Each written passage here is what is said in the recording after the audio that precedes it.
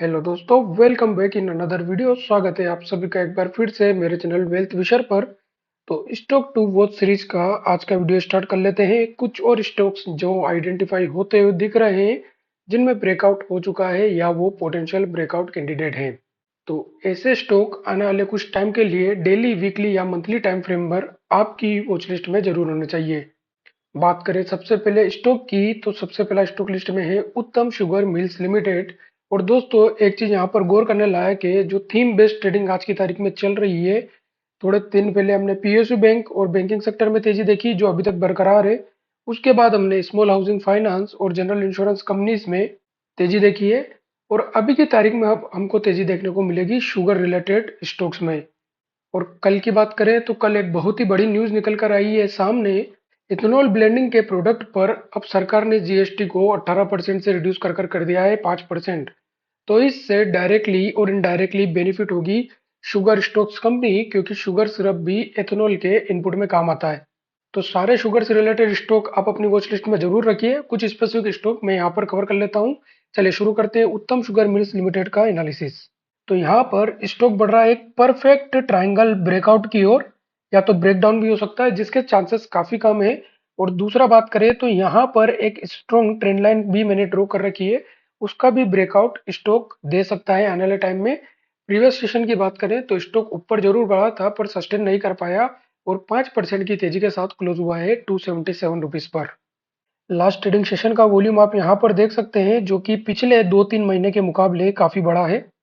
और बात करें स्टॉक में दिख रहा है पैटर्न की, तो डे बाय डे आप देखेंगे, अगर मैं एक बार वीकली में इसको कन्वर्ट कर देता हूं, तो आप देखेंगे वीक बाय वीक जो रेंज है वो नेरो होती जा रही है। मतलब पहले जो अप डाउन का सिनेरियो हुआ करता था वो काफी ज्यादा था, अब धीरे धीरे over the period of time ये नेरो रेंज में जा रहा है। तो एक परफेक्ट ट्रायंगल ब्रेकआउट या ब्रेकडाउन हमको आगे देखने को मिलेगा। स्टॉक अगर इस रेंज से अब ऊपर निकलता है, तो हमको फर्दर तेजी 300 तक के लेवल पर देखने को मिलेगी स्टॉक में। और ट्रायंगल ब्रेकआउट के बाद 320 तक के भी अगले लेवल देखे जा सकते हैं। तो यहाँ पर उत्तम शुगर्स मिल लिमिटेड आपकी वॉच लिस्ट में होना चाहिए 4 सपोर्टिंग के साथ। पहला जीएसटी रेट रिडक्शन, दूसरा शुगर बेस्ड थीम, तीसरा इंक्रीज इन वॉल्यूम और चौथा triangle plus linear breakout. Move करते हैं हमारे अगले स्टॉक की ओर। तो अगला स्टॉक भी शुगर सेगमेंट से ही रिलेटेड है, पोनी शुगर्स यहाँ पर कवर किया है। इसके लिए हमको चलना पड़ेगा वीकली या मंथली चार्ट पर। वीकली चार्ट पर अगर आप इसको कंपेयर करेंगे तो देख सकते हैं पिछले 3 से 4 वीक में स्टॉक में काफी अच्छी तेजी देखी गई है। और स्टॉक ने लगभग पिछले 4-5 वीक में 60 to 70% का रिटर्न अपने स्टॉक होल्डर्स को दे दिया है। वॉल्यूम की कैंडल्स आप यहाँ पर देख सकते हैं, पिछले दिनों के मुकाबले पिछले 3 से 4 वीक में काफी तगड़ा वॉल्यूम यहाँ पर आता हुआ दिखा है। और बात करें लास्ट ट्रेडिंग सेशन की, तो लास्ट ट्रेडिंग सेशन में स्टॉक में तेजी थी लगभग 15 से 16% की, लेकिन क्लोजिंग हुई है पॉजिटिव 9.69% के साथ 385 रुपीज पर। अब यहाँ पर मंथली में कन्वर्ट करके अगर हम देखेंगे तो एक हमें मल्टी ईयर ब्रेकआउट यहाँ पर होता हुआ दिखने वाला है। बात करें स्टॉक के ऑल टाइम हाई की, तो स्टॉक का ऑल टाइम हाई 415 रुपए के लगभग है। तो अगर आने वाले टाइम में ये ऑल टाइम हाई ब्रेक होता है, तो फर्दर स्टॉक में 10 to 15% की तेजी और देखी जा सकती है, क्योंकि यहाँ पर भी news based plus theme based supporting stock के साथ देखने को मिल रहे हैं। तो लास्ट सेशन के हाई 410 के लेवल की मार्किंग के साथ आपकी वॉच लिस्ट में ये स्टॉक जरूर होना चाहिए। आगे बढ़े उससे पहले एक डिस्क्लेमर, वीडियो में जो भी डिस्कस हो रहा है वो मेरा खुद का रिसर्च और एनालिसिस है, कोई भी स्टॉक इन्वेस्टमेंट एडवाइस नहीं है। तो स्टॉक में इन्वेस्ट करने से पहले अपनी ओन रिसर्च और स्टडी जरूर करें, या तो अपने फाइनेंशियल एडवाइजर की सलाह जरूर लें। चलिए मूव करते हैं अगले स्टॉक की ओर। तो अगला स्टॉक है engineers India limited. PSU segment में जो तेजी देखी गई है, उसके बाद ये कयास लगाए जा रहे हैं कि काफी पीएसयू स्टॉक ऐसे हैं जो आज की तारीख में अंडर परफॉर्मिंग है। उसी में एक नाम इंजीनियर्स इंडिया लिमिटेड का भी निकलकर सामने आया है। अभी है हम वीकली चार्ट पर। और बात करें वीकली चार्ट की, तो यहाँ पर स्टॉक अप्रोच होता हुआ दिख रहा है अपने एक बहुत ही क्रुशियल सप्लाई जोन की ओर। और दूसरी ओर बात करें तो वीकली में जो 200 ईएमए का अब स्टॉक क्रॉसओवर लेता हुआ दिख रहा है। तो देख सकते हैं आप, काफी टाइम से लगभग 2018 से वीकली में स्टॉक 200 ईएमए के नीचे ही ट्रेड कर रहा था, जो पिछले कुछ वीक से अब 200 ईएमए के आसपास ट्रेंड कर रहा है। तो एक बार स्टॉक अगर 200 ईएमए के ऊपर निकलता है, तो बहुत हद तक चांसेस बन जाते हैं कि 200 ईएमए अच्छे सपोर्ट के रूप में काम करेगा। तो यहाँ पर इंजीनियर्स इंडिया लिमिटेड के लिए जो क्रूशियल लेवल बनता हुआ दिख रहा है वो 85 और 90 का दिख रहा है। 85 और 90 के बाद स्टॉक में फर्दर लेवल्स जो आने वाले हैं वो लगभग 104 और उसके बाद 120 30 देखने को मिल सकते हैं। तो लॉन्ग टर्म पर्सपेक्टिव के हिसाब से इंजीनियर्स इंडिया लिमिटेड को भी आप अपनी वॉच लिस्ट में जरूर रख सकते हैं।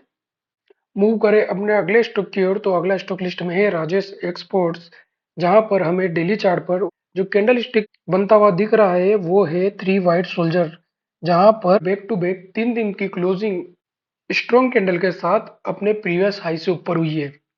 और उसी के साथ यहाँ पर वॉल्यूम का भी अच्छा सपोर्ट मिलता हुआ दिख रहा है। और तीसरे पॉइंट की बात करें तो स्टॉक ने अप्रोच किया है अपने एक मेजर सप्लाई और डिमांड जोन की ओर। तो इस जोन को स्टॉक लगभग वो 1 2 3 4 5 और 6 बार टेस्ट कर चुका था, और स्टॉक ने अब दिया है एक स्ट्रॉन्ग ब्रेकआउट इस जोन की ओर। बात करें लास्ट ट्रेडिंग सेशन की, तो लास्ट ट्रेडिंग सेशन में स्टॉक में तेजी देखी गई लगभग 4.25% की। कुछ ही दिनों पहले Q2 के नतीजे अनाउंस किए थे राजेश एक्सपोर्ट्स ने, जो काफी अच्छे देखने को मिले थे। उसी के बाद से स्टॉक में अच्छी तेजी देखी गई। तो ये वाला लेवल अब काफी इंपॉर्टेंट हो जाता है स्टॉक के लिए, जो है 808 और 810 का। अगर स्टॉक इसके ऊपर निकलता है तो अगले लेवल जो देखे जाएंगे वो 840, 880 और 920 तक देखने को मिलेंगे। तो राजेश एक्सपोर्ट्स को भी आप अपनी वॉच लिस्ट में रख सकते हैं। चलिए मूव करें अगले स्टॉक की ओर, तो अगला स्टॉक की लिस्ट में RHIM, that is RHI Magnesita India limited. बात करें डेली चार्ट की, तो यहाँ पर एक चीज में मैं आपका ध्यान अट्रैक्ट करना चाहूंगा, वो है देखिए 200 EMA का सपोर्ट। कितना अच्छे से 200 EMA कभी कभी किसी स्टॉक को सपोर्ट करता है। यहाँ पर और उसके बाद फिर यहाँ पर देख सकते हैं आप 200 EMA के आसपास जब भी स्टॉक आता है अपवर्ड ऊपर की ओर जाता हुआ दिखता है, मतलब 200 EMA कहीं ना कहीं स्टॉक को रिस्ट्रिक्ट करता है ऊपर या नीचे जाने से। बड़े टाइम फ्रेम पर आप 50 EMA और 200 EMA दोनों यूज कर सकते हैं। मैं मोस्टली 200 EMA प्रीफर करता हूँ। अब बात करें यहाँ पर पैटर्न की, तो स्टॉक ने एक काफी स्ट्रॉन्ग मोमेंटम दिखाया पिछले कुछ महीनों में, और स्टॉक में लगभग 40 से 50% की तेजी देखी गई। 830 के आसपास आकर स्टॉक ने थोड़ा सा पोज लिया है, और स्टॉक अब ट्रेंड कर रहा है एक रेंज में, जहां पर अप डाउन देखने को मिल रहा है 825 से लेकर 750 की रेंज में। तो वही बात करें लास्ट ट्रेडिंग सेशन की, तो लास्ट ट्रेडिंग सेशन में स्टॉक में अच्छी खासी तेजी देखी गई थी, लेकिन एंडिंग में वाइप ऑफ होते हुए स्टॉक क्लोज हुआ 1% की तेजी के साथ 814 रुपए पर। तो यहाँ पर ये 830 और 840 का लेवल काफी क्रूशल होता हुआ दिख रहा है स्टॉक के लिए। और नीचे की ओर बात करें तो 750 के आसपास अब एक स्ट्रॉन्ग सपोर्ट बन चुका है। तो ये दोनों लेवल काफी इंपॉर्टेंट होते हुए दिख रहे हैं। और दूसरे पैटर्न की बात करें तो यहाँ पर एक पोल एंड फ्लैग पैटर्न बनता हुआ भी दिख रहा है। तो इस पूरी मार्किंग के साथ आप RHIM को भी अपनी वॉच लिस्ट में जरूर रखें। अभी की तारीख में स्टॉक ट्रेड कर रहा है अपने ऑल टाइम हाई के आसपास। इस लेवल के ऊपर अगर स्टॉक निकलता है तो स्टॉक में 10 से 20% तक की तेजी और देखी जा सकती है। मूव करें अगले स्टॉक की ओर, तो अगला स्टॉक है लिस्ट में सीएंट। और सीएंट लिमिटेड में यहाँ पर डेली के चार्ट में कुछ कुछ कप एंड हैंडल जैसा पैटर्न बनता हुआ दिखा था, लेकिन सस्टेन नहीं हुआ, और वापस से एक कप एंड हैंडल टाइप का फॉर्मेशन यहाँ पर होता हुआ दिख रहा है। थोड़ा सा मैं आपको ड्रॉ करके बता देता हूँ। ये कर्व यहाँ पर आया था, उसके बाद ये हैंडल बना था, और यहाँ पर स्टॉक ने वापस अप मूव ट्राई किया था। लेकिन जैसे ही अप मूव ट्राई किया और एक स्ट्रॉन्ग रिजेक्शन आया, और लगभग 5 से 6 ट्रेडिंग सेशन में लगातार गिरावट देखी गई स्टॉक ने। अब उसके बाद स्टॉक पिछले 5 से 6 ट्रेडिंग सेशन में हायर लोज बनाते हुए ऊपर की ओर बढ़ा है। लास्ट ट्रेडिंग सेशन में अच्छा वॉल्यूम प्लस अच्छी कैंडल देखी गई, और स्टॉक ने वापस अप्रोच किया है उसी जोन को जहां से स्टॉक ने लगभग 2 से 3 बार रिजेक्शन लिया है। लास्ट ट्रेडिंग सेशन की बात करें तो स्टॉक 3% की तेजी के साथ 847 के आसपास क्लोज हुआ है। अब यहाँ पर अगर वीकली में चार्ट को कन्वर्ट करें तो एक चीज यहाँ पर देखने को मिल रही है कि ये वाला जोन काफी क्रूशल रहा है स्टॉक के लिए वीकली में। काफी बार स्टॉक ने पिछले एक साल में यहाँ से रिजेक्शन लिया है, और इस लेवल को स्टॉक ब्रेक करता हुआ पिछले एक साल में नहीं दिखा है। और दूसरी ओर यहाँ पर एक ड्रॉबैक जो काम कर रहा है वो IT सेक्टर से रिलेटेड कर रहा है, जो पिछले 1 डेढ़ साल से काफी वीक दिखाई दे रहा है। तो टेक्निकल्स में चार्ट अच्छा देखने को मिलता है, लेकिन सबसे बड़ी बात है सेक्टर सपोर्ट मिलता है या नहीं मिलता है स्टॉक में, ये देखना पड़ेगा। फिर भी स्टॉक अभी अपने हाई से लगभग 40% लो पर ट्रेड कर रहा है। तो ऊपर की ओर काफी अच्छे लेवल्स देखने को मिल सकते हैं। अगर वीकली में इस लेवल का ब्रेकआउट हमको बहुत अच्छे से होता हुआ दिखेगा तो स्टॉक में फर्दर लेवल जो आते हुए दिखेंगे वो लगभग 970 और 1090 के आसपास दिखेंगे।